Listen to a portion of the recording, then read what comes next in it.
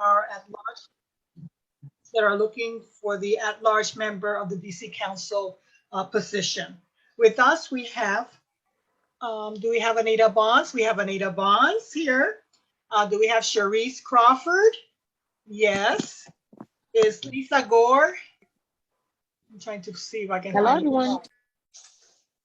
Lisa Gore isn't in. And Laniqua Dominique Jenkins. Oh, there's Lisa Gore. Lisa Gore. Laniqua, is Laniqua in?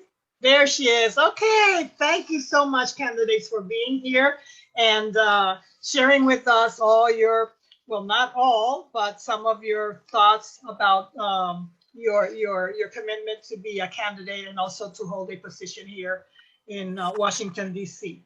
How we're going to be proceeding is I will be asking a question and you have 2 minutes to respond to the question. So the first question has to do with housing equality. Voters and residents in all neighborhoods, those with low incomes and those at the highest end of the scale, are reporting that they're unable to purchase housing or rent apartment units. And therefore, they are dissatisfied with what their legislators are doing to address these issues.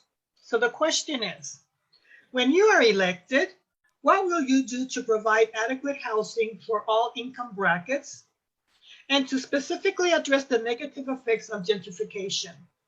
When elected, what would you specifically do to address the housing problems for all district residents? So ladies, you have 2 minutes and we will start with candidate Bonds.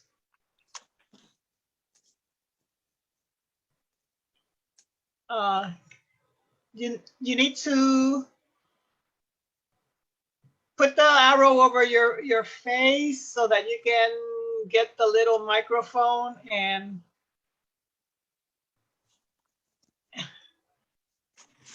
unplug it. I mean, and tap it. It's a red one. I mean, it's a white one with a little slash. To your left, candidate Bonds.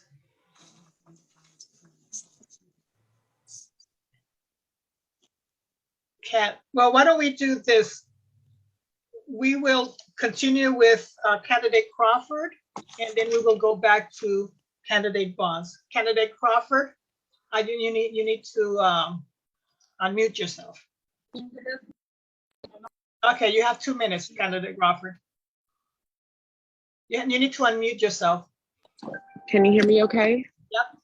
Thank you. We're in our office and it's pretty busy in here. So I really thank you all for the opportunity. We're pushing really hard for the 23rd deadline to get on the ballots. And our team is working to make sure that our petitions are verified. And so 2 minutes on the housing question. And I just want to repeat the question just to make sure I understand. And you're asking, what are we going to do day one to make sure that residents of all income levels are able to afford the cost of living here in Washington, D.C. Is that correct? We're talking about housing. So absolutely. It's not cost of living, but housing specifically. Absolutely. Thank you so much, Sylvia, for the question. My grandmother grew up in Langston Terrace, one of DC's public housing areas. She was an orphan, Grandma Beulah May, and she also helped to house other orphans, but she could never afford the cost of living.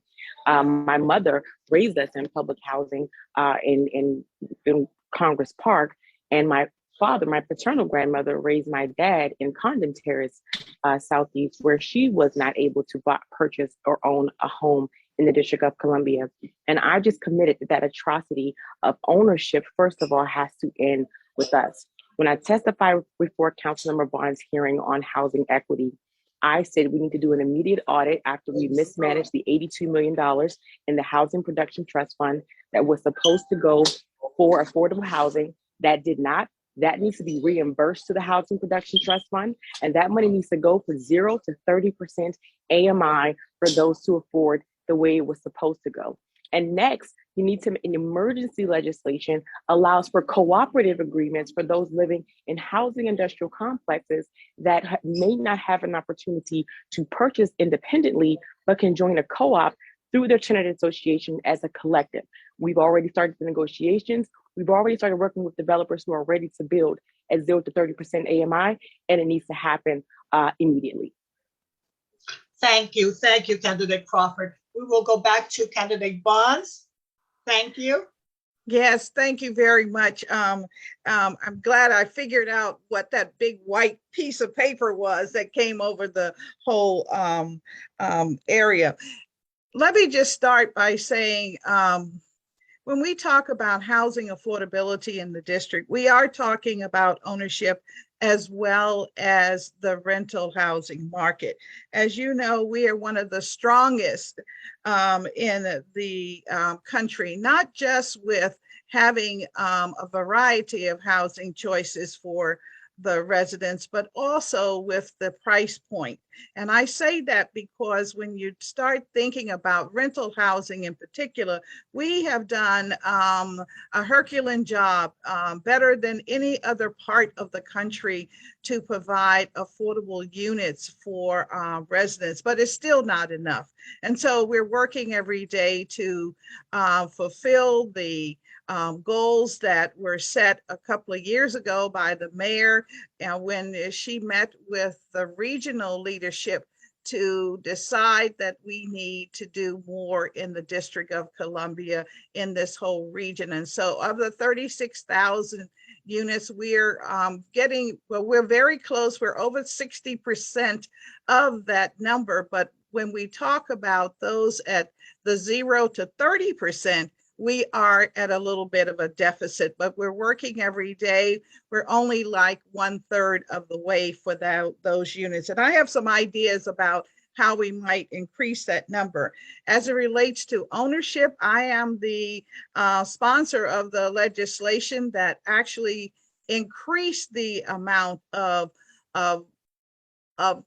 grant that goes to the first-time home buyers from 50,000 to 80,000. And of course, the mayor, she's upstaged us now, and she's proposing in her FY23 budget as much as 202,000 that would go to those who would be first-time buyers.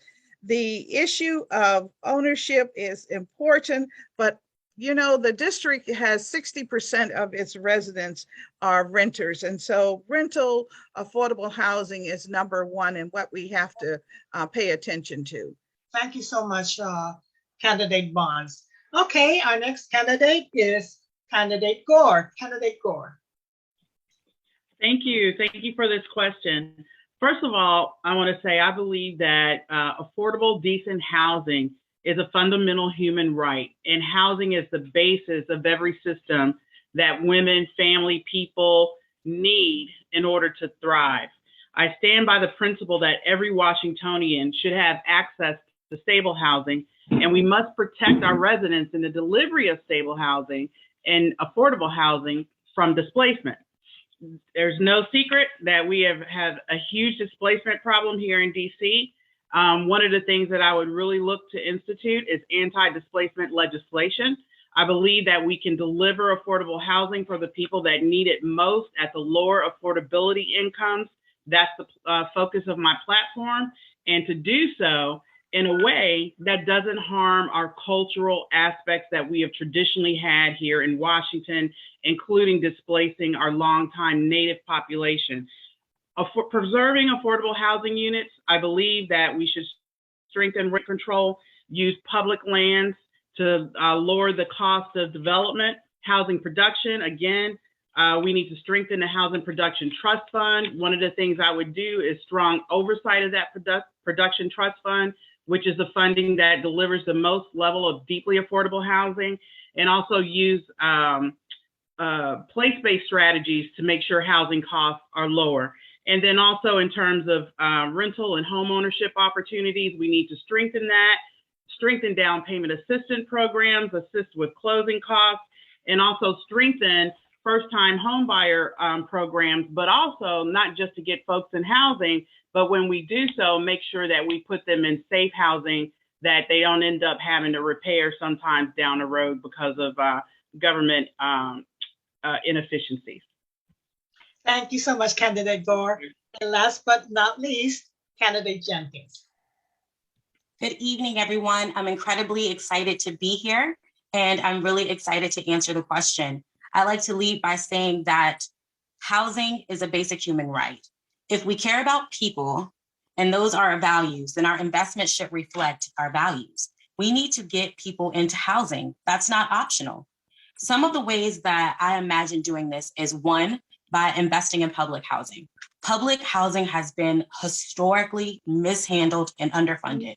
We have unkept properties for 30 to 40 years, and the way folks are living is incredibly undignified. It's littered with mold, there's rodent issues, and that's not a humane or ethical way to live, and the district needs to be accountable. This isn't something that I'm guessing about. I'm not a tourist in pain or poverty or lack. I've lived in income-based housing, and the conditions are deplorable. That's something that we need to prioritize and address expeditiously. The second is expanding affordable housing. We need to invest in our resources to make sure that it's not only obtainable, but it's affordable for all people, independent of their income, and preparing them with the education to get into homes, maintain those homes, and to be able to apply that in their financial portfolio. The last thing is imagining creatively how to create affordable housing. That means leveraging public lands and creating community land trusts where the conversation is people-centered, people-driven, and people-focused. People on the ground in their communities know what's needed the most, whether that's affordable housing or fresh produce if you're experiencing food insecurity. These are some of the ways that I would approach affordable housing as your next council member. Thank you. Thank you very much, Candidate Jenkins. The next questions will be only a yes or no question. Question number 1. Do you support ranked choice voting legislation in DC? And that question, the first person to respond will be Ms. Gore. Yes, I do. Thank you so much. Ms. Crawford? Oh, I I'm sorry. support. Go ahead. Ms. Shelton, Anita? Would you like to repeat her Ms. Gore's response? Oh, we can't hear you. He's on mute. For the record. Can you hear me now? Yes, Yeah. for the record, let me just go again. Ms. Gore, do you support ranked choice voting legislation? Yes, I do. Candidate Gore supports ranked choice voting legislation. Candidate Crawford? I support ranked choice voting as a ballot measure and not Thank as you a very much. and This is not no question. Candidate Jenkins? Yes, I do. For the record. Candidate Jenkins supports ranked choice voting. And finally, Candidate Bonds? Yes or no? Nope, no, I do not. Okay, our next question. Oh, sorry. Sorry. Ms. Candidate Barnes does not support ranked choice voting. Thank you very much, Anita. Our next question is also a yes/no question. If elected, will you provide a constituent services office in your ward or different wards or in different neighborhoods?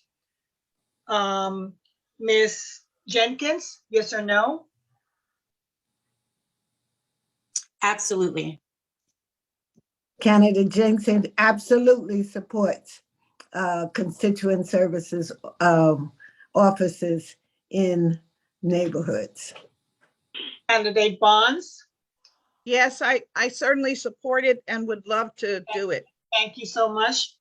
Candidate Candidate Gore? Barnes does support offices in the neighborhood and would like to do it.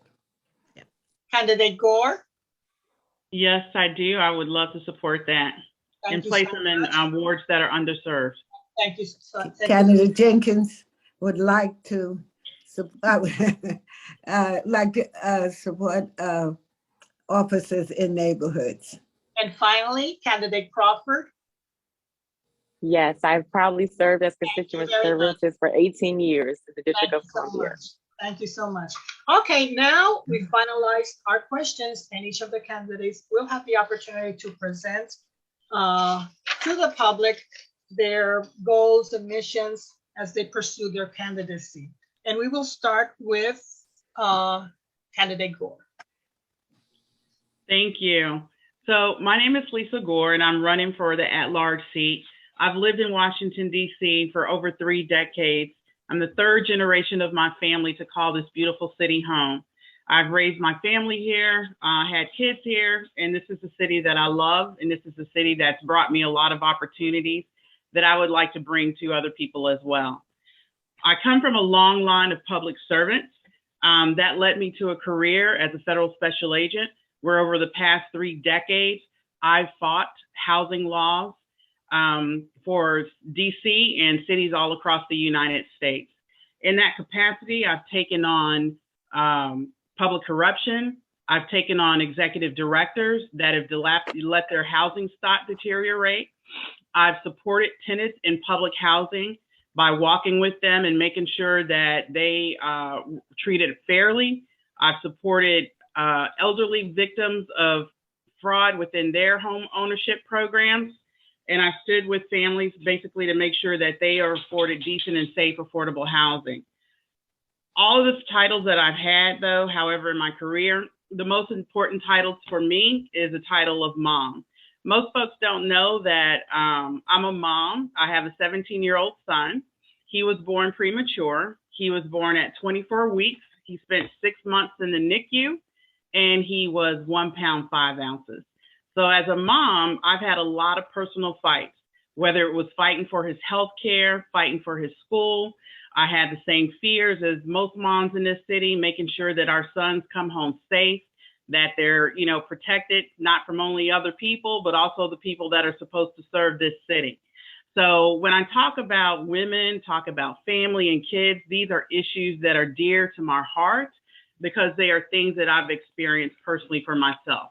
And these are the things that will center my legislation when I become council member at large.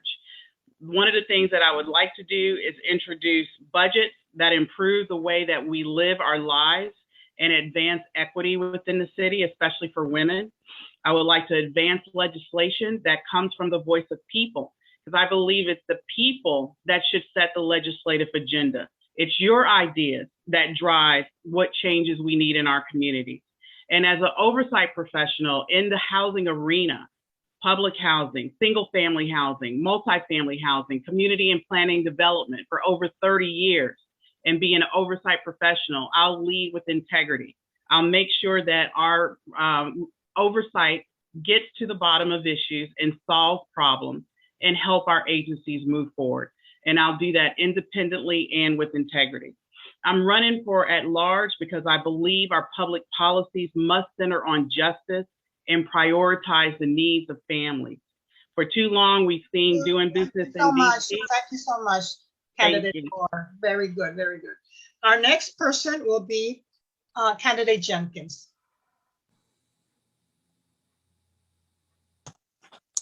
Good evening, everyone. I had an incredible time here tonight. My name is Laniqua Dominique Jenkins. Laniqua Dominique is one first name. That's so important to me because showing up honestly and authentically is valuable. Normalizing names and identities that don't have proximity to Western values or Western culture is so important. I, like most people on this call, particularly women, have a plural identity. I'm a super aunt. I have 8 nieces and nephews. 5 are in DC public education system, 3 of whom I raise and live with me full time. I'm a social entrepreneur. I have a children's book author I'm a children's book author. My work has been used to do racial equity training at the Smithsonian. I'm a preschool teacher. I teach Spanish at the Language Submersion School to little scholars. And I've owned and operated a home healthcare agency that allows people to age in place in the district for over a decade. I am just like you. I've worked on Capitol Hill. I've been elected into office. I'm a mom, but I'm not here to talk about my resume of working all over the world, being a leader in legislation, policy, and creativity in Africa, India, Spain, and even on Capitol Hill. What I want to do is center people in legislation. I am uniquely positioned to be innovative, creative, and forward-thinking about the things that are pressing to everyone independent of the ward that they live in. When I create legislation and policies, I'm doing it with you in mind, the voter. I will understand firsthand how legislation directly impacts the people. The policies and legislations that I've created abroad, specifically environmental justice and sustainability in Africa, working with sexually exploited women in training and creating vocational programs in India, on Capitol Hill during research message and technology. I want to do that in the nation's capital. We have the opportunity to shimmer and to shine in so many categories. And I want to play a very tight hand with my community and my neighbors and each and every one of you to do that. I encourage all of you to learn more about me and my candidacy at JenkinsForDC.com. It's pointed towards environmental justice issues. It's pointed towards expanding healthcare opportunities. Despite my appearance, I'm considered geriatric age. I would love to see an expansion of fertility technologies for geriatric age women in Medicaid and Medicare. I would love to see an expansion of womb health. I would love to see us shift DC's illiteracy rating from being ranked 47th in the nation. That's gutting and embarrassing. I'm inviting all of you to partner with me in creating change.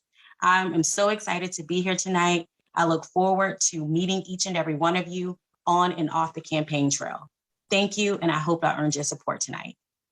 Thank you very much, Candidate Jenkins. And then we have Candidate Bonds. Well, good evening, everyone. I didn't get an opportunity to greet you officially earlier because we moved right into Q&A, but it is an absolute pleasure to be here. It's kind of awesome being with so many women. You know, I'm from the old school where, you know, we had a button once that said women hold up half the sky. Well, we hold up more than half the sky today, as you well know. In the District of Columbia, we are the dominant numbers. And so as such, those issues that are important to us are important to the entire community, be it public safety, housing, education, all of that is very important. And of course, for many of us who maybe you say geriatric, senior citizen services are so important. And I mention that because if we are lucky, all of us will get to 100 years and older. So services for our seniors are critical. And, you know, in the District of Columbia, we kind of suffer a little bit in that we are not putting as much attention on our seniors as we'd like to. We do what we can, but we are not doing as much as we'd like to. Like, for instance, we're not giving a lot of attention to housing specific for seniors. And that's one of the issues that I've taken up this year, to focus on housing for seniors so that seniors can have not only safe, sanitary housing, but housing close to transportation quarters where they can move around and have the amenities that are necessary. Of course, when we talk about seniors, you cannot talk about that important population without thinking about our young families and what needs to happen for young families. And so at the council, I've concentrated my energy on looking at the community holistically, looking at the needs of our families, because that's where women are. We are where our families are and what needs to happen there. So I am asking you to support me for re-election. I am in my second full term, would like to continue to serve you. And just keep in mind, my record is thousands of bills, and many of my bills have become law. And so laws that the community can depend on to make a difference in their lives. I'm interested in improving the quality of life in the District of Columbia. Things are good, but they can get better, and they will get better as we all work together to bring about that change. So that's who I am. I grew up here, raised my family here, and so that's who I am. Thank you so much. Thank you so much, Candidate Bonds. So our last speaker is candidate Crawford. Thank you so much. Yes, it's great to be here with DC Women in Politics. My name is Sharice Crawford. I am a product of all four corners of the District of Columbia. You met Grandma Beulah earlier, who was an orphan in the historic Langston Terrace. You met Grandma Naomi, who was raised my dad in Condon Terrace. But next you can meet my uncle, Uncle Larry, who was a serviceman in the District of Columbia, who put his life on the line for district residents to make sure that we were safe. And he built a family and showed us what family looked like over in Petworth of Ward 4. And so for me, bridging the multi-generational gaps in the District of Columbia, representing all four corners of the District of Columbia, not just some parts of DC, as I am a Ward 8 resident currently and a graduate of Ballou Senior High School. And so I'm asking for your vote as that candidate that's already bridging the gap, that's already working and focused on public safety. And if you look at my platform, it is every aspect of public safety. I started my career 18 years ago in politics, testifying to DC Council for Safe Education when my classmate James Richardson was murdered inside of DC schools.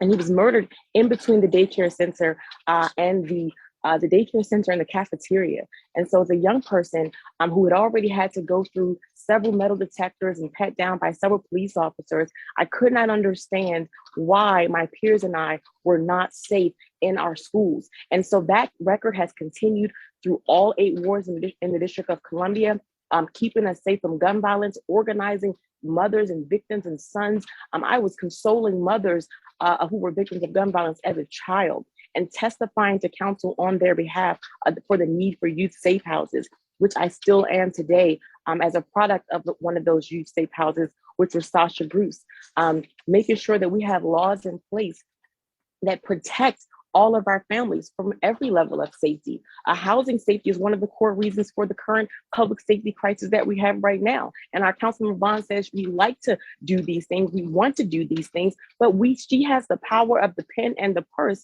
and many of the actions should have been taken. We've been asleep at the wheel and allowing innocent residents in the District of Columbia to be victimized, vandalized, beat down, and this has to end. We have the track record to make it happen as the only candidate here that's has a proven record of keeping our families and communities safe. That is what we do. We've stood up for residents who were victims of tenant abuse with the Attorney General and won those cases. We stood up with the residents who were homeowners and now evicted and had to find new homes and still have bad credit because those houses were not appropriately reviewed by DCRA. So making sure that those laws are put in place to support our families at DCRA, and the organizations are supporting our families, all the way down to digital safety, where our residents are being attacked by cyber bullies and scamware, where we fought back against that as well with the Attorney General. And let's let in with the war on drugs that's incarcerated our families, that's incarcerated our fathers. They asked me where the parents were. I said, well, they're behind bars. And that is what the risk is, where mom is working 2 and 3 jobs. Let's take the weight off of mom so that she can have an opportunity to raise the generation in our community. And that's why I'm asking for your vote for DC Council Sharice Crawford. Thank you so much. Candidate Crawford. Well, thank you to all our candidates. I'm at all also of the amount of women who are really willing and maybe ready to assume these type of positions, who are very hard positions when you're talking about taking care of not one ward, but all the wards. Anita, what do you think? Wow, we had some new ideas and we have experience council persons potentially. So it's a question of experience and new ideas. And we always can say one thing about the women here: they are all passionate about what they do, and there are new ideas and experience going together. Your choice, your choice. Thank you so much. Oh.